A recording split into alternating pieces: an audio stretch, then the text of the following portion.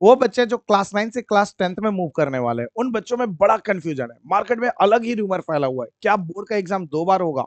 और इतना ही नहीं, अगर बोर्ड का एग्जाम 2 बार हुआ, तो कब-कब होगा वो बोर्ड का एग्जाम? और कैसे डिसाइड किया जाएगा कि किस बोर्ड के एग्जाम के बिहाफ पे फाइनल नंबर बनेगा? और अगर बोर्ड का एग्जाम हुआ, तो प्री बोर्ड होगा या नहीं होगा? क्या इसके लिए सीबीएसई ने कोई नोटिफिकेशन जारी किया है? सारी कंफ्यूजन दूर करेंगे, एक-एक पॉइंट पे बात करेंगे। लेकिन आइए सबसे पहले स्टार्ट करते हैं वीडियो, है ना? तो देखो यार, आज की वीडियो में हम जो बात करने वाले हैं ना कि यार बोर्ड का एग्जाम 2 बार होने वाला है, तो सीबीएसई ने क्या इसके लिए नोटिफिकेशन जारी किया है? तो मैं आपको बता दूं यार, हाँ सीबीएसई ने नोटिफिकेशन पहले ही जारी कर रखा है ना? और वो नोटिफिकेशन का है, दिखा देते हैं यार एक बार आपको, खुल जा सिम सिम, है ना? तो ये जो नोटिफिकेशन है सीबीएसई ने पहले जारी कर दिया था कि बोर्ड का एग्जाम 2 बार होने वाला है। कहाँ? इसको पढ़ने के बाद पता चलेगा। अरे ये सब बकवास बातें हैं यार, काम की बातों पे चलते हैं ना। अच्छा, इससे पहले जब हम बात करें काम की बातें, उससे पहले ये समझ लो, क्या प्री बोर्ड का एग्जाम होने वाला है? हाँ जी, प्री बोर्ड का एग्जाम होगा और अपने टाइम पर होगा, ठीक है? उसमें कोई कंफ्यूजन ना पाले, प्री बोर्ड का एग्जाम होना ही होना है और अपने टाइम पे होना है ना? अच्छा, आप देख रहे हो, ये जो यहाँ पे लिखा हुआ है, ये जो पूरी कहानी, वो किसके लिए है? ये कहानी है क्लास 10th में जो बच्चे थे और 2025 वाला जो एग्जाम दे रहे थे, मतलब सेशन की हम बात करें 2024 टू 2025 वाला सेशन, है ना? यहाँ पे बताया जा रहा है और इसको समझना बहुत जरूरी है, तभी आपको समझ में आएगा कि 2 बार बोर्ड का एग्जाम कब होगा, कैसे होगा, है ना? कैसे नंबर डिसाइड किए जाएंगे, वो सारी चीजें, है ना? तो सबसे पहले ये समझो कि एग्जामिनेशन का जो शेड्यूल डेट था, जो 2024 और 2025 के सेशन के लिए हो रहा था, वो 15 फेब से स्टार्ट हो रहा था, 18 मार्च को खत्म हो रहा था। और आज जो डेट है, जिस तारीख को हम वीडियो शूट कर रहे हैं, वो है 11 मार्च, ठीक है? मतलब अभी बोर्ड का एग्जाम चल रहा है, ठीक? कितने नंबर ऑफ स्टूडेंट रजिस्टर किए थे? 24,12,072 स्टूडेंट, है ना? और ये जो ड्यूरेशन रहेगा, मतलब बोर्ड का एग्जाम जो चलेगा, वो लगभग 32 डेज तक चलेगा। और भी बातें लिखी हुई है, लेकिन हमारी काम की बातें बस यही 3 थी। हाँ, सबसे इंपॉर्टेंट डेट है ये, जिसको याद रखना है कि 2024 से 2025 वाले सेशन में जो बोर्ड का एग्जाम हुआ था, वो 15 फेब से 18 मार्च तक चल रहा है ना? अब थोड़ा-सा आगे बढ़ते हैं, कहानी में आगे बढ़ाते हैं, है ना? ये 12th के लिए है और हाँ, ध्यान रखना, ये जो बोर्ड का एग्ज़ाम का जो कॉन्सेप्ट आ रहा है कि 2 बार बोर्ड का एग्ज़ाम होगा, वो क्लास 10th के लिए आ रहा है ब्रो, है ना? 12th वाले बच्चे इस पे कोई कन्फ्यूजन ना पालें, बोर्ड का एग्ज़ाम 12th के लिए एक ही बार होगा। और आपको पता है, ये जो शेड्यूल किया जा रहा है, ये सारी चीज़ों चेंजेज़ किया जा रहा है, वो बच्चे को बेसिकली सीबीएसई चाहती है कि अब बच्चा जो है ना, वो थोड़ा कॉम्पिटिटिव लेवल का बच्चा तैयार हो, है ना? जैसे आपने सुना होगा कि जो जेई मेंस का पेपर होता है, जेई मेंस का, है ना? ठीक है? जेई मेंस का पेपर होता है, वो 1 साल में 2 बार कंडक्ट होता है ना? जेई मेंस 1 और जेई मेंस 2, है ना? 1 और 2। उसी तर्ज पे क्लास 10th में 2 बोर्ड एग्जाम लाए जा रहे हैं। वो कहाँ पे नोटिफिकेशन क्या है, वो दिखाता हूँ आपको। ये देखो, हमारे काम की बात है हाँ? तो देखो, क्लास 10th का जो एग्जाम होने वाला है, कौन सा सेशन? 2025 टू 2026, मतलब वो बच्चे जो अभी क्लास 9 से क्लास 10th में मूव कर रहे हैं, है ना? वो 2026 में एग्जाम देंगे अपना, ठीक है? और जो, ध्यान से सुनिएगा, टोटल नंबर ऑफ स्टूडेंट कितने रजिस्टर किए गए? 26,60,000। मतलब पिछले साल के कंपेयर में लगभग 2.5 लाख के आसपास स्टूडेंट की संख्या बढ़ चुकी है ना? कंपटीशन बढ़ रहा है ब्रो, है ना? और ये जो टाइम ड्यूरेशन रहेगा एग्जामिनेशन का, वो 34 डेज का साइकिल रहेगा। तो क्या 2 बार बोर्ड एग्जाम होंगे? हाँ देखो ना, एग्जामिनेशन शेड्यूल्ड यहाँ लिखा हुआ है। पहला फेज 1, और फेज 1 कब से स्टार्ट होगा? 17 फेब से 6 मार्च। ध्यान से सुनना, जो सेशन था 2025 से 2020, ओ ओ ओ ओ ओ जो सेशन था 2024 से 2025 का, उस टाइम बोर्ड का एग्जाम जो स्टार्ट हो रहा था, वो 15 फेब से स्टार्ट हो रहा था, ठीक है? और ये चल रहा था 18 मार्च तक, है ना? 15 फेब से 18 मार्च तक, है ना? अब लेकिन जो 2026 में एग्जाम होने वाला है, वो 15 फेब की जगह कहाँ जा रहा है? 17 फेब, मतलब 2 दिन बाद स्टार्ट होगा, ठीक है? और ये जो एग्जाम है, पहला यहाँ पे 15 फेब से स्टार्ट हो रहा था, 18 को खत्म हो रहा था। ये 17 से 18 स्टार्ट होके 6 तक खत्म भी हो जाएगा, ठीक है? मतलब जल्दी खत्म करना है।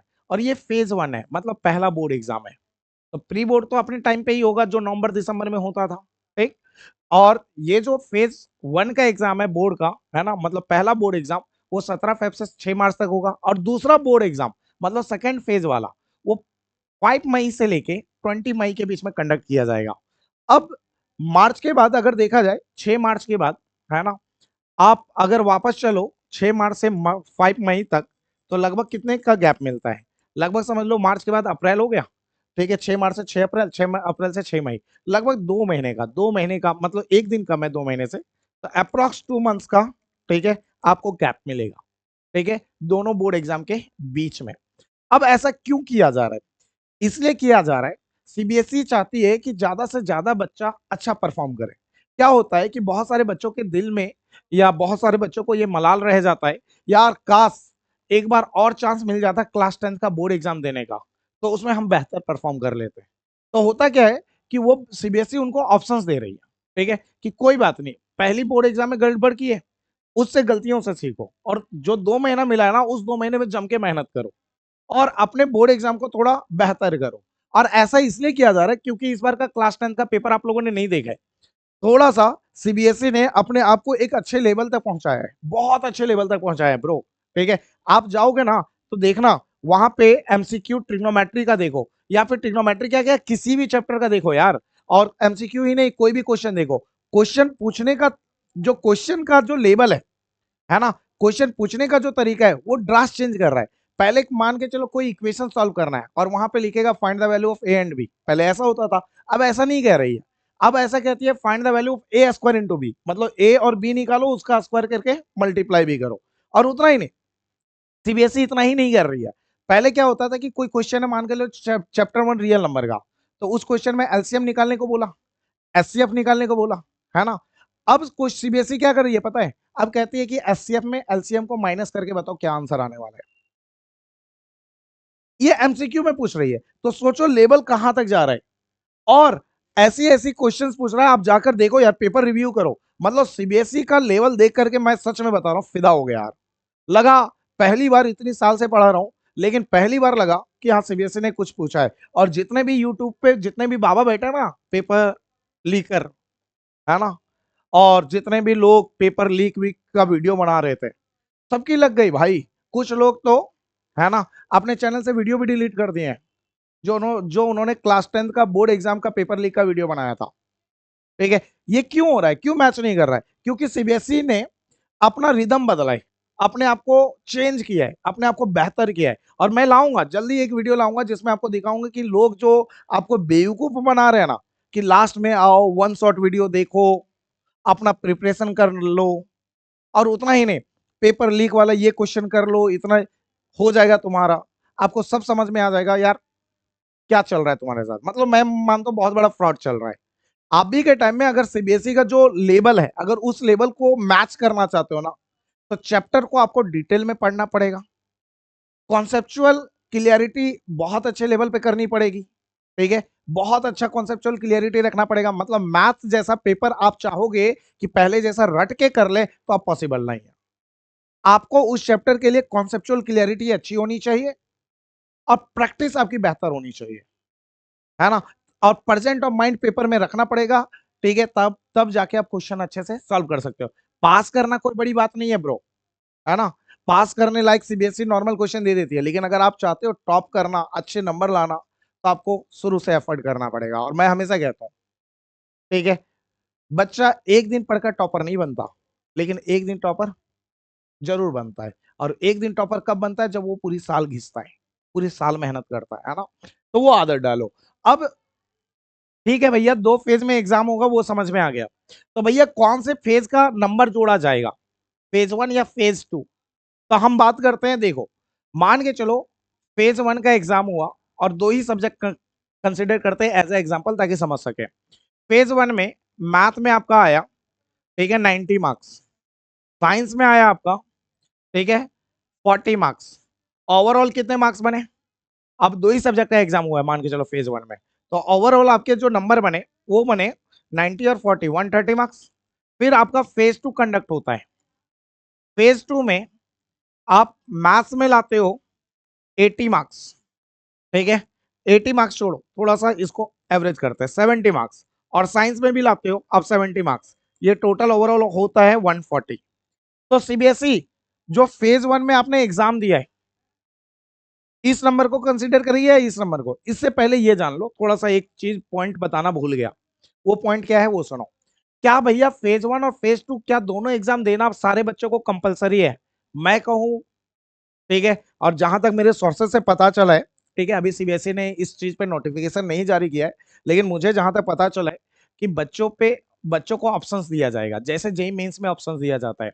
अगर आप चाहो तो फेज 1 का एग्जाम दो, और अगर आप इसमें बेहतर कर लिए तो आपको फेज 2 की एग्जाम देने की जरूरत नहीं है।